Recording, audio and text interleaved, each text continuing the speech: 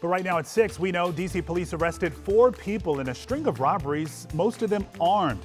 Look at this map with me. There were 12 crimes, most of them taking place over a span of 3 hours. Now, originally, police said they were looking for several teens carrying long guns and handguns in some of these incidents. Now, we are still working to confirm which ones those teenagers might be connected to. Our Jess Arnold has been talking to neighbors where some of these crimes happened. Hey, Jess.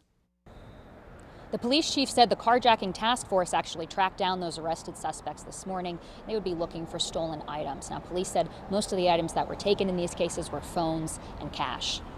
They were asleep inside of the vehicle. There's property inside of the vehicle. Appears to be at least one firearm inside of the vehicle that we can see. Chief Conti said they could be responsible for up to a dozen robberies. This after a flurry of reports from DC police overnight. We counted at least 12 in 12 hours. You don't want that type of thing happening anywhere, but particularly close to where you live. So very concerning to hear that. In about half of the cases, police said they were looking for teenagers armed with handguns and long guns. Now, the majority happened in Northeast, but police got reports in Southeast and Northwest, too.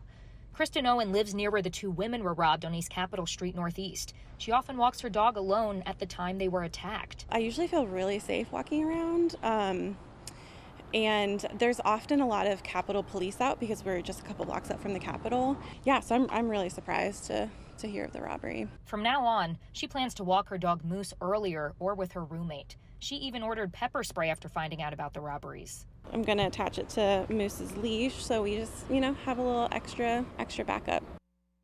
Multiple neighbors told us they plan to buy security cameras now through the city's rebate program. In Northeast D.C., Jess Arnold, WUSA 9. All right, when we talk about stories like this, it's important that we put them into context so we can figure out why they're happening and perhaps come up with some solutions. So we had our WUSA 9 investigative reporter Nathan Baca dig into the crime stats. And Nathan, what are these numbers telling us? Well, Lorenzo, here is the headline. While the total number of robberies the district-wide year to year is staying steady, more criminals are using guns, according to DC Metropolitan Police data I've looked at. Now, this year, from January 1st to today, there were 897 robberies throughout the city. Last year, for that same stretch of time, there were 890 robberies, according to the crime stats. But here's the thing. When it comes to robberies using a gun, MPD reports 102 more this year compared to last citywide. Now, I do want to highlight MPD's 4th district. It includes Upper Northwest and most of Northeast D.C.